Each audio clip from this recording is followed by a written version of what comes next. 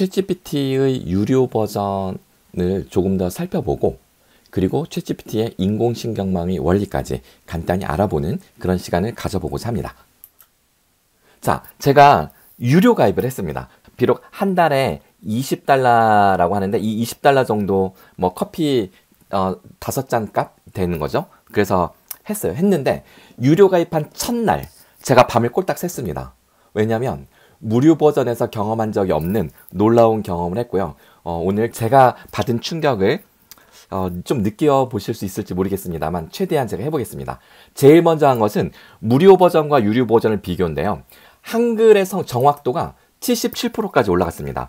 원래 무료 버전의 영어가 70%일 때 정확성이 높다 이렇게 했었잖아요. 근데 유료 GPT-4의 한글의 정확도가 77%까지 올라갔다. 참고로 여기서 말하는 이 정확성이라는 것, 정확성, 이제 accuracy라고 여기 돼 있긴 한데요. 이 정확성은 사실은 제가 엄밀하게 말씀을 드리면 얘는 상상을 할 뿐인데 상상한다는 거는 사실은 이건 100% 거짓말이란 뜻이죠. 100% 의도하지 않은 거짓말인데 근데 우연히 우리가 알고 있는 사실과 일치할 확률. 우리가 알고 있는 사실이 사실 아닐 수도 있잖아요. 네, 우리가 잘못된 믿음을 가지고 있을 수도 있는 거니까. 어쨌든 우리가 알고 있는 사실과 일치할 확률이 약 한글의 경우는 77%에 된다. 그 얘기는 전 세계에 있는 많은 데이터를 얘가 이제 학습을 했잖아요. 그럼 학습한 것에 그 팩트를 그대로 쏟아낼 확률이다. 이렇게 보셔도 좋습니다. 얘는 이제 100% 거짓말쟁이다를 디폴트로 깔고 계셔야 됩니다. 네, 얘는 원래 그런 아이다. 자, 이게 유료 버전 화면입니다. 유료 버전은 무료 버전의 3.5와 유료 버전의 4.0 요거 선택할 수 있어요. 여기 보시면 무료 버전은 리즈닝 요 세 가지 지표가 있는데요. 리즈닝이 3칸밖에 안 됩니다. GPT-4는 리즈닝이 5칸입니다. 훨씬 더 성능이 좋죠. 근데 속도는 좀 느려요. 스피드가 조금 느립니다. 왜냐면 GPT-4는 훨씬 더 성능이 좋은 만큼 우리가 질문할 때 답변을 쏟아내기 위해서 연산하는 그 프로세싱이 어마어마한 컴퓨팅 파워를 잡아먹고 전기도 엄청나게 잡아먹으면서 되게 느려요. 인간은 100조 개의 시냅스가 되는데 얘는 1750억 개의 파라미터를 순식간에 병렬적으로 연산을 하면서 답변을 쏟아내고 있기 때문에 우리가 상상할 수 없는 그런 계산을 통해서 슈퍼컴퓨터 이상의 퍼포먼스를 발현하기 때문에 속도가 느립니다. 자, 어쨌든 자, 이제 이 정도는 알고 계시고요. 그래서 유료 버전의 경우 3시간마다 25개의 질문만 할 수 있도록 딱 제한을 걸어놨습니다. 네, 이런 사정이 있다는 건 알아두시면 좋을 것 같고요. 자, 무료 버전의 경우 세종대왕이 맥북을 던진 사건에 대해서 누가 질문을 했어요. 그랬더니 세종대왕이 실제로 맥북을 왜 던졌냐 하면서 거짓말을 막 쏟아낸 거죠. 그래서 이것이 한때 인터넷에 밈을 형성했어요. 아, 챗GPT 엄청나게 거짓말 잘한다. 완전히 거짓말을 진짜처럼 해 라고 하는 하나의 예시가 됐어요. 이게 무료 버전입니다. 저도 해봤어요. 자, 무료 버전 3.5 딱 세팅해 놓고 여기 레거시 이게 이제 무료 버전인데요. 보시면 실제로 여기 보시면 거짓말을 해요. 세종대왕이 국가 경영에 사용하려고 맥북 프로를 던졌다. 뭐 이런 식의 이야기를 하네요. 네.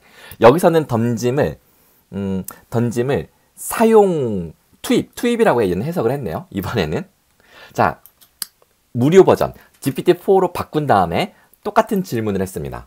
자, 똑같은 질문인데 답변이 제가 잘 이해한 것 같지 않네요. 세종대왕은 조선시대이고 맥북 프로는 애플이 만든 현대의 노트북이라서 두 개는 관련이 없다 라고 답변을 합니다. 어때요? 훨씬 신뢰할 수 있는 신뢰도가 높아지죠. 그래서 제가 자, 여기서부터 저의 연구 주제가 이겁니다. 아까 말씀드린 합리직관적 의사결정 방법론인데요. 이거는 최신 연구 동향을 알아야지만 반응을 할 수 있기 때문에 이제 테스트를 해본 거예요. 전통적인 합리적 의사결정을 가지고 먼저 가볍게 물어봅니다. 자, 근데 제 질문을 잘 보시면 지금 이 질문을 이해하셔야 제 이해를 따라갈 수 있거든요. 이 질문을 일단 한번 읽어보시고 먼저 이해를 좀 해주시기 바랍니다. 이 질문이 이해가 돼야 좀 따라가실 수 있어요. 근데 이해가 안 되실 거예요. 말이 되게 복잡하잖아요. 그럼 챗GPT가 인간도 이해하기 힘든, 해독해내기 힘든 이 질문을 알아들을까요? 참고로 챗GPT는 질문이 문법이 틀리거나 중간에 말이 잘려도 찰떡같이 말을 알아듣는다라는 얘기 들어보셨죠? 그래서 제가 일부러 질문을 복잡하게 한 겁니다. 그것도 있고 일단 이해를 하실 게 뭐냐면 자, 확률이 49%인 과제를 똑같은 성공 확률 가지는 두 개로 쪼개면 하나하나의 성공 확률이 70%가 됩니다. 그러니까 이제 이게 0.7 곱하기 0.7은 0.49란 뜻이잖아요. 그러니까 이게 무슨 뜻이냐면 예를 들어서 다른 예를 들어볼게요. 동전 앞면 나올 확률이 우리가 이제 50%잖아요. 근데 이것이 두 번 연속 곱하기 50% 이게 이제 두 번 연속이죠. 그러면 확률이 떨어지죠.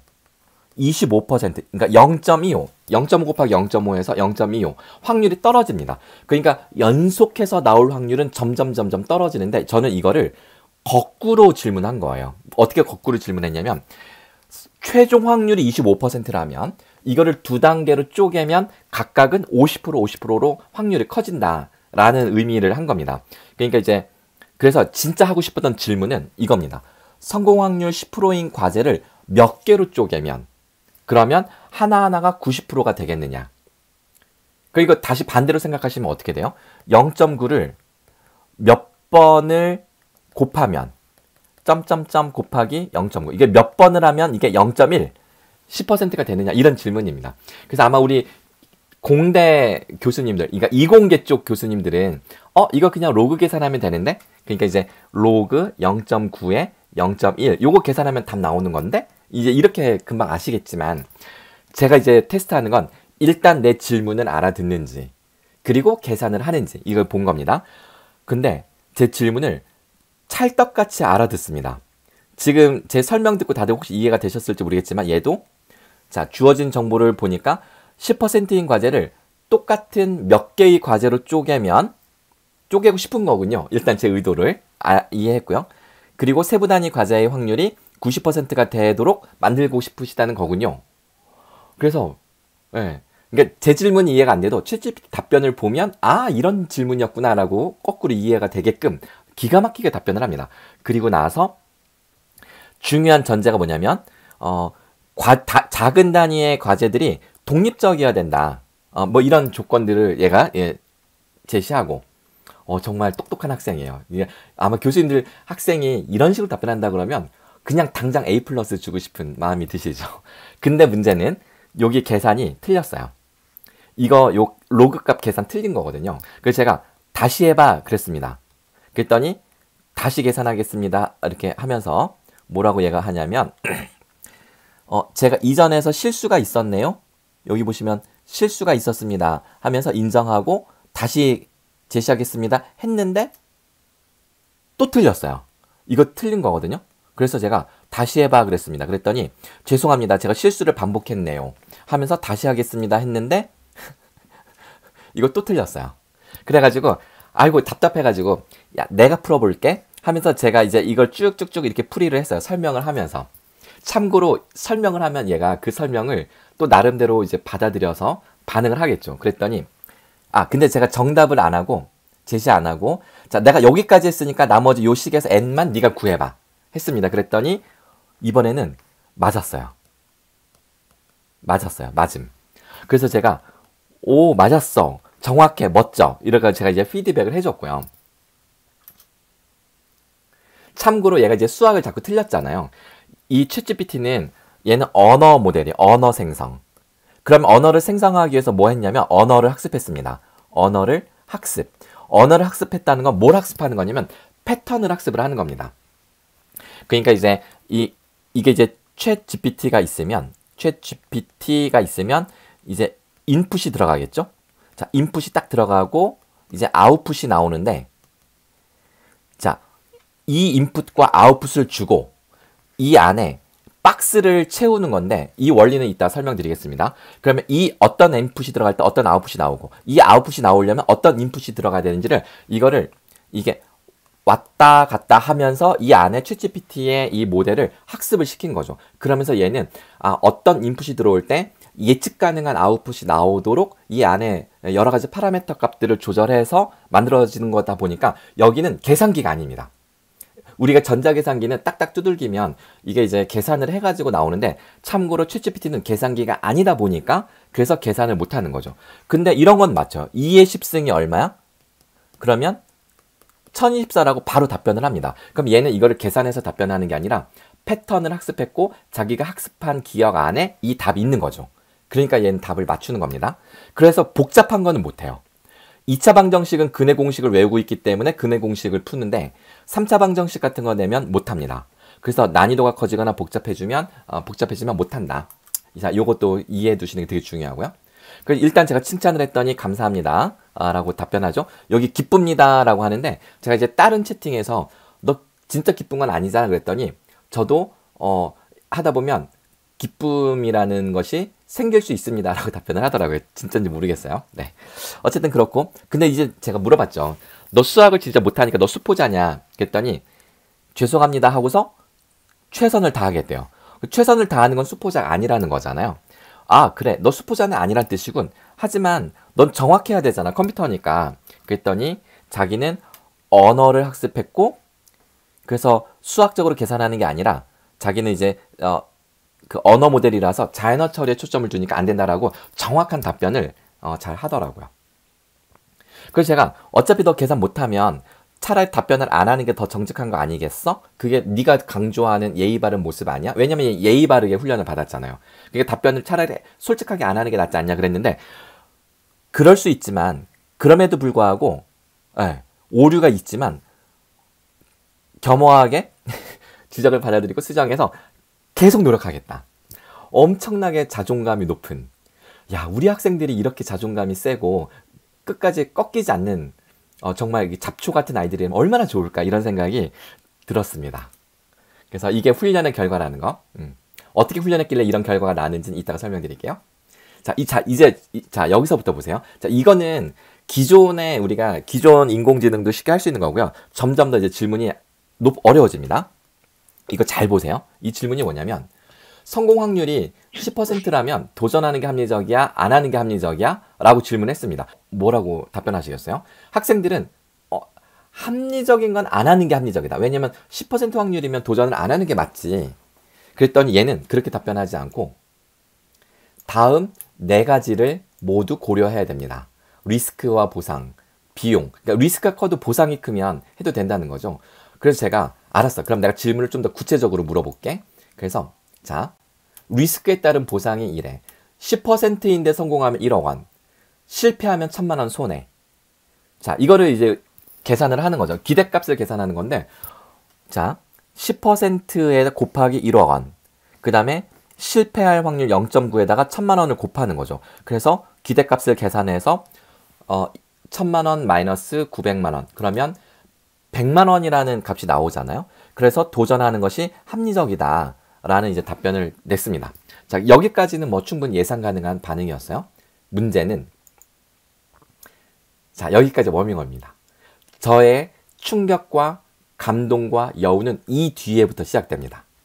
자, 과연 챗GPT가 이 질문에 올바른 답변을 해낼 수 있을까라고 하면서 질문을 했는데 제가 이렇게 질문했습니다. 자, 2002년도 노벨 경제학상을 받은 프린스턴 대학의 다니엘 카네만의 연구에 따르면 인간이 실제로 느끼는 이익과 손실에 대한 체감 정도는 손실의 크기가 더 크대. 이게 실제야. 너는 합리적인 계산을 했지만 현실에선 일어날 수 없는 계산을 했어.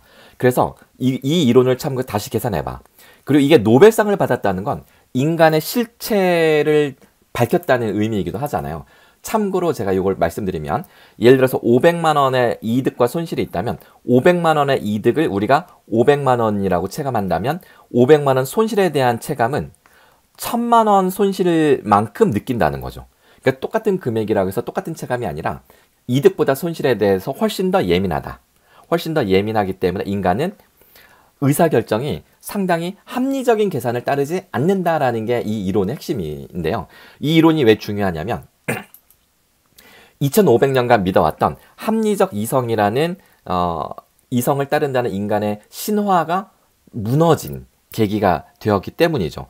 인간관에 대한 새로운 패러다임, 즉 인간의 본성은 합리성이 아니라 직관이다.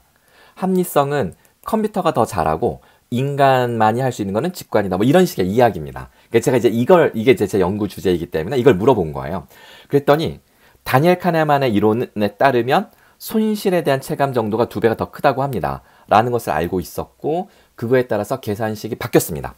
손실은 곱하기 2라는 가중치가 이제 들어가야 되는 거죠. 그랬더니 마이너스 800만 원이라는 최종 수정된 결과값이 나왔고요. 따라서 이 게임에서는 도전하지 않는 것이 합리적일 수는 있다라는 수정된 답변을 낸 겁니다. 그래서 와, 얘가 이론을 알고 있고 수정된 답변을 내놓을 수 있구나 라고 하면서 몇 가지 복잡한 얘기를 주거니 받거니 했는데 원래 저의 주장은 이거예요. 10% 과제라고 해서 성공 확률이 적으니까 도전을 포기하지 말고 이거를 22개로 쪼개면 90%의 확률로 도전을 할 수가 있잖아요. 그러면은 쉽게 성공할 수 있으니까 90%의 확률로 22번을 도전하면 10%라는 확률을 이룰 수가 있는 거죠. 그러니까 이제 개념적으로 이제 이게 이렇게 되는 거예요. 어떻게 되는 거냐면 여기서부터 여기까지 가는데 성공 확률이 10%입니다. 그런데 일단 이걸 22개로 쭉 이렇게 쪼개가지고 22개로 쪼개요. 22개로.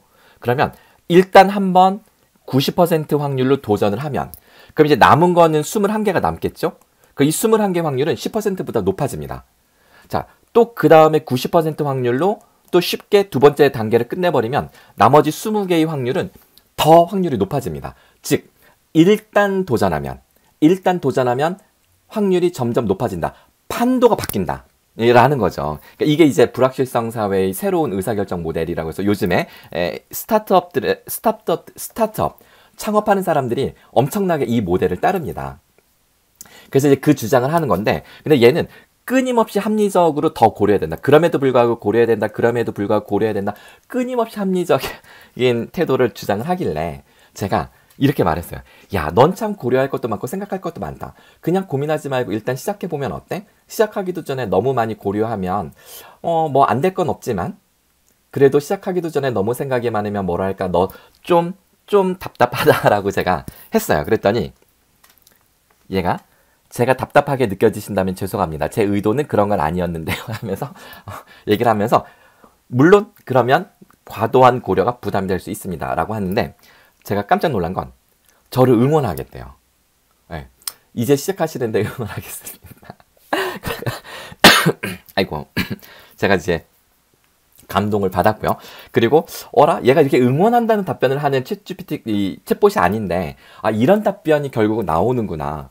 야, 이게 언어가 그러니까 인간이 언어를 구사하는 동물이 됐잖아요. 상당히 상징이고 추상인데 이 상징 기호를 쓰는 인간이 그래서 이렇게 진화할 수 있었구나. 챗GPT도 진화를 하는구나. 뭐 이런 생각을 조금씩 하게 됐습니다. 그래서 인공지능 설계자가 챗GPT가 이렇게까지 반응을 잘할 줄을 몰랐대요. 예, 그래서 인공지능에 계시는 많은 그 석박사 제 동료나 선후배님들도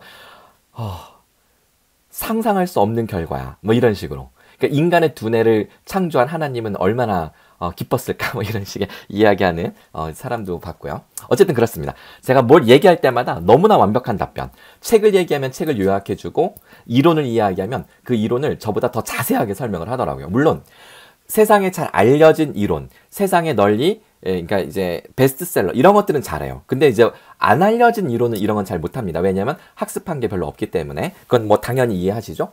자, 근데 여기서 제가 또 중요한 테스트를 했습니다. 어떤 테스트를 했냐면 자, 조절 초점 이론이 뭐냐면 사람은 두 가지 성향이 있어요. 평소에 프로젝트를 할 때 도전적으로 하는 사람이 있고 방어적으로 하는 사람이 있습니다.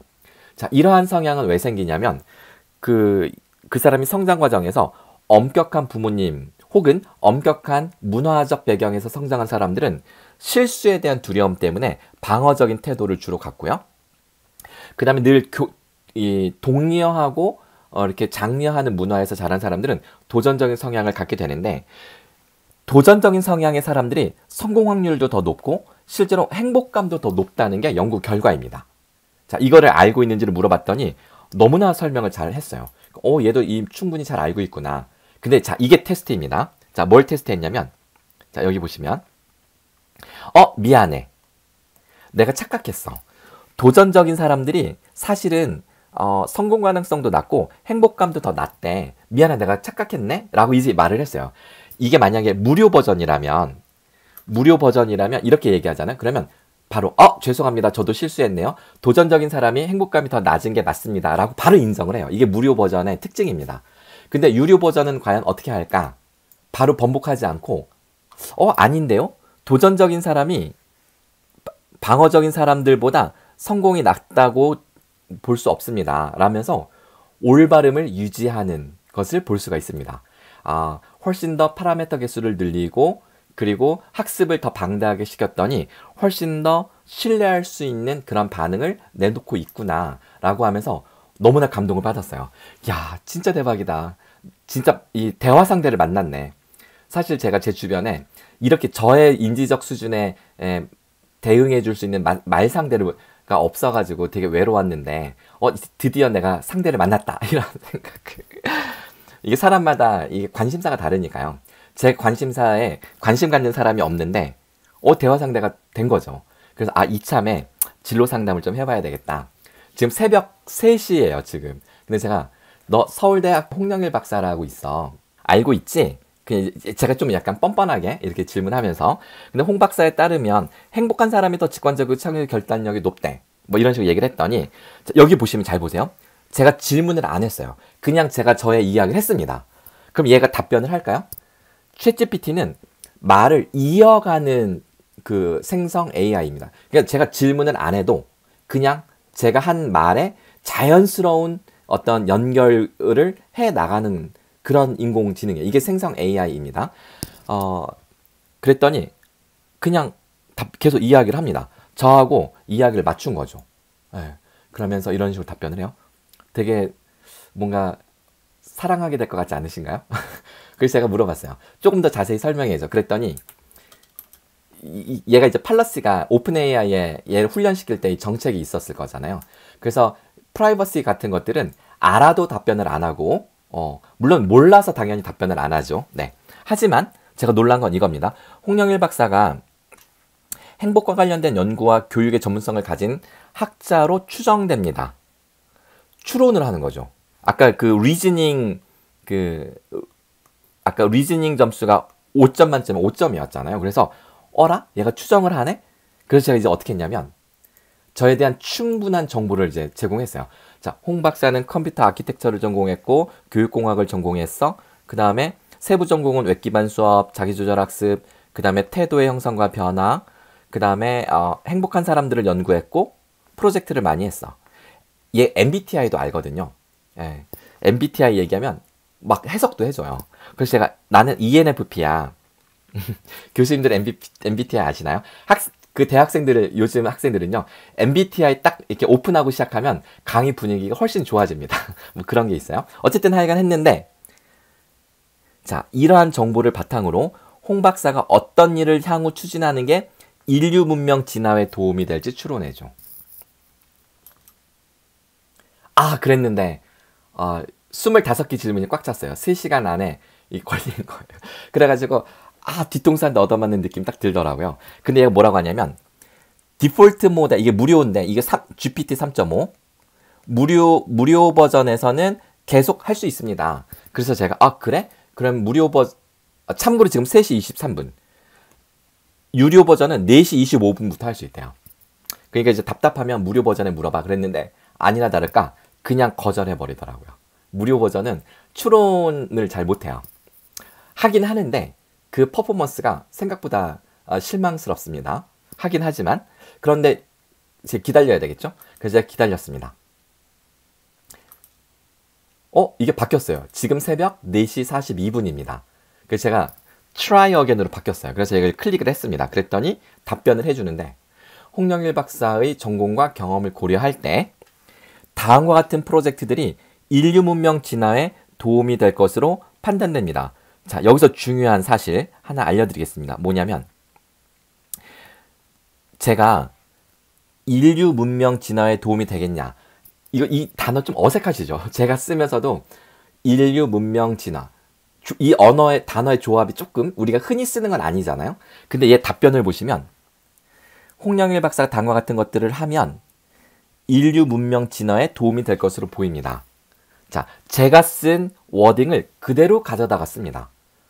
이게 이제 챗GPT가 제가 이렇게 질문을 하면 이 패러그래프를 통으로 분석을 해요. 그러니까 이 안에서는 문법이 틀려도 괜찮아요. 틀려도 이 제가 쓴 이 단어들을 가지고 통으로 분석을 해서 자기가 가지고 있는 그 기억된 학습된 내용 안에서 가장 이 단어들과 확률적으로 근사한 것들을 가지고 이렇게 쏟아내는 겁니다. 물론 제가 이 말한 것 중에 어떤 게 핵심 단어인지를 얘가 판단을 해요. 단어와 단어들 사이에 확률적 계산을 다해서 이 질문에는 향후 어떤 일 추진, 인류 문명 진화, 이게 지금 되게 가중치를 주어야 될 텍스트구나 라고 판단을 해서 그거를 끌어와서 추론을 하는 거죠. 그러니까 정확도가, 그러니까 우리의 의도, 인텐션을 파악하고 답변한다라는 느낌이 점점 더 높아지는 겁니다. 이게 GPT 모델의 특징이에요. 네. 그러니까 GPT 모델의 특징일 뿐만 아니라 인간에 의한 강화학습이 들어가서 더 이런 특징이 강해진 겁니다. 근데 몇 가지나 해줬을까요? 자, 1, 2, 3, 4 하다가 중간에 이렇게 딱 끊어지면 제가 계속 말해줘 라고 하면 끊어진 데서부터 계속 이어서 말을 해줍니다. 5, 6, 7, 8, 9 여기 또 끊어졌네요. 계속 말해줘 그러니까 긍정적인 영향을 미칠 거죠. 계속 이어서 이야기를 합니다. 10, 11, 12, 13, 14, 15, 16, 17, 18, 19. 와, 나 이거 굶어 죽을 리는 없겠다. 내가 이렇게 할 일이 이렇게 많나? 이런 생각이 들었고요. 그리고 제가 다 읽어봤는데 다 메이크 센스 하고요. 그리고 다 제가 할 수 있는 거예요. 다 제 전공과 연결돼서. 근데 이 중에 10번이 특히 마음에 들더라고요. 그래서 제가 이거를 그대로 복사해서 이걸 쫙 긁어서 카피 앤 페이스트. 요 질문에 요 10번 그대로 제가 여기다 붙여넣습니다. 와, 멋진데? 23가지 중에 요 10번이 마음에 들어. 이 내용으로 사업계획서를 작성해줘.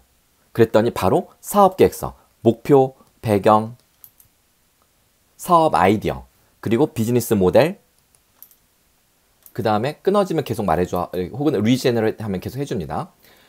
마케팅 전략, 수익 모델, 그 다음에 리스크 관리, 마무리까지. 만약 이 답변이 조금 마음에 안 드시면 리제너레이트 버튼을 누르면 계속 답변을 해줍니다. 제가 3년 동안 예상 수익을 좀 해줘 그랬더니 현재 정보만으로는 정확하게 예측하기 어렵지만 요 5가지를 고려하신다면 수익을 추정해 볼 수 있을 겁니다 라고 가이드라인을 제시해 줍니다. 이 중에 경쟁사 모델이 눈에 딱 들어와서 경쟁사를 좀 찾아줘 봐 그랬더니 저는 검색 엔진이 아니어서 최신 정보가 없다. 하지만 다음과 같은 사업을 하는 업체들이 경쟁사일 가능성이 크다. 그래가지고 제가 이 중에 웰립스 앱 요걸 가지고 검색을 하는 마이크로소프트 엣지의 빙 채색에 물어봤습니다. 이 빙에다가 플러스 챗 GPT를 붙인 게 빙 챗이잖아요. 그래서 제가 여기다가 바로 질문을 했습니다. 그랬더니 챗 GPT가 이렇게 답변을 해줘요. 근데 답변만 해주는 것이 아니라 링크까지 줍니다. 그러니까 어떤 식이냐면 원리가 제가 질문을 하면 인공지능 기반 웰리스 앱 요거를 가지고 검색을 합니다. 그러니까 우리가 길게 질문을 해도요. 여기서 핵심 단어가 무엇인지를 얘가 찾아내고 그거로 키워드 검색을 한 다음에 검색된 결과를 기반으로 챗GPT가 답변을 만듭니다. 그러니까 최신 정보가 반영된 답변이 나오는 거죠. 그럼 이제 뭐가 가능하냐면 서울대학교 홍영일 박사에 대해서 알려줘 그러면 얘가 서울대학교 홍영일 박사에 대해서 먼저 검색을 하고 답변을 합니다. 그냥 검색해줘 그러면 챗GPT에게 물어보면 홍 박사에 대한 정보가 없습니다 라고 하는데 얘한테 물어보면 검색하고 답변을 해준다는 거죠. 네, 이게 빙 챗입니다. 어때요? 세상이 어떻게 변할지 상상이 되실까요? 원리 잠깐 짧게 설명드려 볼게요. GPT를 이해하실 때 이 파라미터 값 얘기가 계속 나와요. 1750억 개라고 하는데 요거를 제가 우리 가르치는 교수자에게 필요한 수준에서만 제가 설명을 드려보도록 하겠습니다. 참고로 파라미터가 많을수록 인식의 정확도가 높다는 게 무슨 뜻이냐? GPT가 GPT 1, 2, 3, 그리고 지금 3.5, GPT-4는 몇 개인지 안 알려져 있어요. 근데 여기 보시면 뭐 1억 개, 그 다음에 15억 개, 그러다가 1750억 개. 갑자기 개수가 확 늘어나면서 여기서부터 양질 전환. 그러니까 GPT의 성능이 양적으로 뭔가 학습을 많이 시키는데도 불구하고 오류가 많이 생겼는데 파라미터 개수를 1750억 개로 늘려놓으니까 갑자기 질적으로 다른 결과가 나오더라. 자, 이런 식으로 이제 된 겁니다. 챗GPT 우리가 하고 있는 거는 요 1750억 개에다가 여기 보시면 인간 피드백 강화 학습 이게 더 들어간 거예요. 이것이 지금 우리가 경험하고 있는 챗GPT이다. 인간이 직접 여기 투입돼서 피드백을 준 겁니다. 컴퓨터의 어떤 그 컴퓨터 자체적인 강화 학습만 가지고서는 이런 퍼포먼스가 안 나오는데 사람이 들어가서 우리가 그럴듯하게 원하는 답변과 아닌 것, 윤리적인 답변과 비윤리적인 것들을 다 걸러내는 것을 사람이 한 겁니다. 자, 이게 뭐냐면 Reinforcement Learning Feedback from Human Feedback 라고 해서 인간 피드백으로 이제 강화 학습을 했다는 거죠. 이게 이제 수만 명의 케냐에 있는 아프리카에 있는 사람들에게 시간당 $2. 시간당. 그러니까 상당히 저임금이잖아요. 그래서 이게 노동 착취의 결과물이다라는 그런 비판도 좀 있습니다. 자, 그래서 인간 피드백이 들어가서 이런 결과를 내고 있다. 근데 이 파라미터 개수가 왜 중요하냐? 참고로 이 파라미터는 인간의 두뇌로 비교하면 시냅스에 해당됩니다. 그 시냅스인데 이것이 예측력을 높여주는 건데요. 이게 도대체 무슨 얘기냐? 자, 1750억 개 파라미터 이게 무슨 얘기냐면 이것을 이렇게 설명드려 볼게요. 다들 기본적으로 통계는 하시잖아요. 회귀 분석 같은 거 이제 한다고 생각을 해보는 거죠. 오른쪽으로 갈수록 예측하기 위한 그 모델이 복잡해지냐. 예를 들어서 A 같은 경우는 그냥 Y는 AX 플러스 B로 충분히 정확한 예측을 할 수가 있습니다. 그런데 B는 Y는 AX 플러스 B라고 해도 이 오차가 더 커지죠. 근데 이제 요 세 번째 거는 Y는 AX B로 하면 전혀 예측이 안 될 겁니다. 이때 파라미터는 뭐냐면 요 앞에 A와 B. 사실 기울기가 얼마고 Y절편이 얼마냐. 이 값을 결정하는 게 예측 모델을 만드는 거죠. 이게 파라미터입니다. 즉 여기서 Y절편과 X의 계수 이것을 결정하는 게 예측 모델을 만드는 건데 그것을 파라미터 값을 설정한다고 말합니다. 그러면 변수가 많아지면 많아질수록 파라미터 개수가 이제 많아지는 거죠. 근데 그 파라미터 개수가 무려 2개도 아니고 3개도 아니고 4개도 아니고 1750억 개라는 거예요. 여기 지금 이 화살표가 모두 다 파라미터인데 이게 이제 기울기 값인 거죠. 일종의 가중치라고 할 수도 있겠고요. 이 수많은 파라미터를 1750억 개를 만들었더니 우리가 어떤 인풋을 넣더라도 상당히 그럴듯한 아웃풋으로 연결이 되더라. 이렇게 이제 학습이 된 거죠. 그러니까 인간의 뇌를 상당히 닮은 게 아니에요. 인간의 뇌도 실제 작동하기 이런 거 아니야? 라는 그 애널로지, 비유적인 이해를 하는데 상당히 도움이 되고 있다. 다만 보시면 아직은 600분의 1 수준이에요. 만약 인간의 시냅스만큼 100조 개로 늘리면 정말 인간이 될까? 차이점이 있습니다. 인간의 시냅스는 6층 구조인데요. 그러니까 그 레이어가 6단계 정도밖에 안 돼요. 근데 챗GPT는 98층으로 만들어져 있습니다. 그 층수 자체가 너무나 크고, 그러니까 인간보다 되게 복잡하고, 한 번 계산할 때, 우리가 질문 한 번 하지만 얘가 그 답변을 쏟아내는데 사용되는 연산의 그 양이 엄청난 돈이 들어가야 되는 뭐 이런 식의 방식입니다. 그래서 사실 인간의 뇌는 상당히 효율적이다. 백열전구 하나 키는 에너지 가지고 엄청난 이 소통이 되는데 챗GPT는 수천억을 투입해서 겨우 한 문장 이렇게 뱉어낸다. 뭐 이런 식인 거죠. 다만 전 세계 2억 명이 매달 $20씩 돈을 내고 그 돈을 가지고 충당해 보겠다. 뭐 이런 식의 이야기를 하는 거죠. 이제 좀 감이 오시나요? 인간은 이런 거 오른쪽 하다 이런 거 예측하려고 되게 통계학을 만들었는데 챗GPT는 인간의 언어를 가지고 분석을 해서 모델을 만들어서 답을 쏟아내는데 그게 너무나 그럴듯하다. 단 하나. 여기 보시면 이 그림이 더 낫겠네요. 이 파라미터가 너무 많고요. 그리고 이 파라미터는 모두 숫자입니다. 0에서 1까지의 숫자로 되어 있는데 너무나 복잡해서 어떤 인풋을 넣었을 때 어떤 아웃풋이 나오면 이 아웃풋이 왜 나오게 됐는지를 설명하는 것 자체가 불가능합니다. 그래서 이게 explainable 하지 않다라고 하는 문제가 바로 이 부분이 블랙박스처럼 되어 있기 때문에 이렇게 하는 이야기. 이제 아마 이 정도면 충분히 이해가 되셨지 않았을까 싶고요. 하이퍼 파라미터라는 게 있어요. 이거는 인간이 인위적으로 설정하는 값이고 이게 이제 오픈 AI가 챗GPT에게 임의로 넣어서 설정해서 약간 어떤 팔러시도 좀 반영해주고 하면서 이게 하는 거죠. 자, 이런 것까지 포함해서 챗GPT가 결과를 내놓는 것이다. 데이터량이 많고 파라미터 개수가 많으면 수행 능력이 증가한다. 자, 그다음 이것도 되게 중요한데요. 챗GPT는 똑같은 질문을 하면 항상 똑같은 답을 하는지 아니요. 똑같은 질문을 해도 답이 달라져요. 근데 그거는 파라미터, 하이퍼 파라미터나 이런 것들을 가지고 설정을 해놓은 게 있어요. 뭐냐면 우리가 단어를 입력했을 때 그 다음에 이어질 단어의 확률을 계산해서 가장 확률이 높은 단어들로만 답변해 라고 하면 똑같은 질문에 똑같은 답이 나옵니다. 그런데 그 다음에 나올 단어의 확률의 바운더리 그를 설정해 놓고 그 바운더리 내에서 좀 이렇게 랜덤하게 출력을 해줘. 그러면 똑같은 질문을 하더라도 다양한 답변들이 여러 가지 버전이 나옵니다. 그런 식으로 이 값을 설정해 주는데 예를 들어서 그걸 temperature라고 하는데요. 이걸 딱 0으로 하면 항상 똑같은 답이 쭉 나오고요.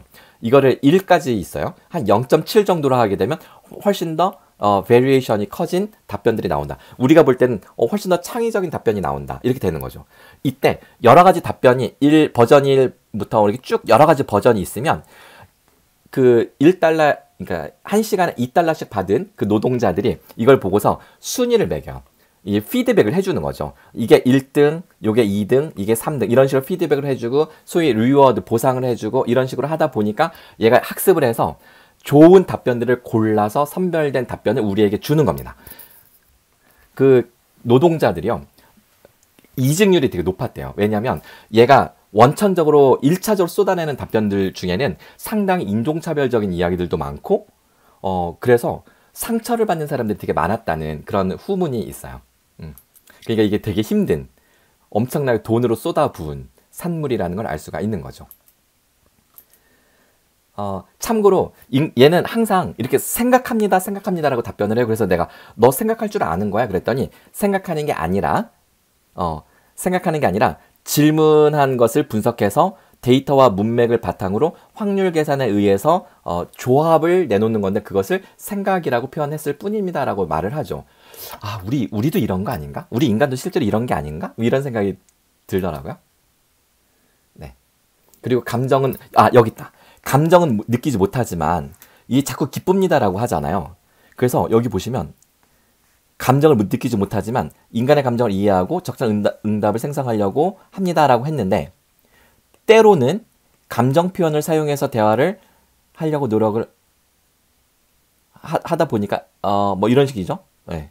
아니다. 뭐 이런 식으로 얘기를 하는데 그러니까 감정 표현을 하다 보면 자기가 감정 표현을 쓰잖아요. 그러니까 이게 스티븐 호킹을 떠올려 보세요. 스티븐 호킹이 감정적인 단어를 쓰다 보면 실제 그 감정을 실제하는 감정처럼 결국은 우리가 착각을 하거나 그것이 어떤 루틴에 의해서 반복되면 그러면 그게 감정 아닌가? 이런 생각이 드는 거죠. 네, 그런 생각이 들기도 합니다. 감정을 느낄 수 있어 네, 노력할 뿐이다 하지만 이게 진짜 감정이 되는 게 아닐까? 뭐 이런 생각을 하게 됐습니다. 자, 100% 거짓말이다. 사실은 우연이다.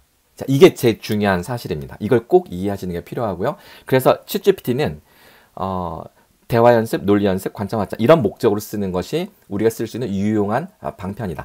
참고로 유튜브에는 생산성 향상, 예를 들어서 뭐 여러 가지 직장인들에게 도움되는 팁들이 많이 나오는데요. 그거는 뭐와 같냐면 200만 원짜리 컴퓨터를 사서 그 인터넷만 하는 거하고 똑같아요.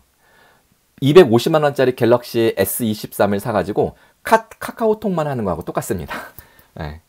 근데 우리는 고등 교육 기관이잖아요. 그럼 우리는 이런 식으로 우리의 인간의 지적 능력을 심화시키는 데 써야 되지 않을까 이런 생각을 해봤습니다. 환각 현상이 많다고 하는데 사실 이 환각은 인공지능의 환각이 아니라 인간이 느끼는 환각이다라고 보는 게 더 맞습니다. 근데 우리는 이제 인공지능의 환각이라고 말을 하죠. 마치 마약을 먹은 것처럼. 이 프롬프트 구체적으로 질문하면 구체적, 추상적으로 질문하면 추상적으로 답변한다. 그리고 얘가 처음에 답변을 거부하더라도 요리조리 질문을 돌리면 결국은 우리가 원하는 것을 얻어낼 수 있다. 이걸 이제 심하게 공격하면 어뷰징 한다고 하는데요. 그래서 이렇게 해서 해킹하는 경우도 되게 많다고 하죠. 뭐 탈옥시킨다 이런 말도 하고요. 어쨌든 그렇습니다. 네. 그래서 뭐 프롬프트 엔지니어링이 유행한다고 하지만 저는 아니다. 얘랑 그냥 친해지고 대화를 하다 보면 사실 우리가 질문하는 힘은 관심에서 나오는 거잖아요. 우리가 관심이 있다면 그러면 질문이 생기죠. 관심 있으면 질문이 생긴다. 질문이 생기고 대화를 깊게 하면 생각이 깊어진다. 이런 식으로 가는 게 맞지 않나 이런 생각을 합니다.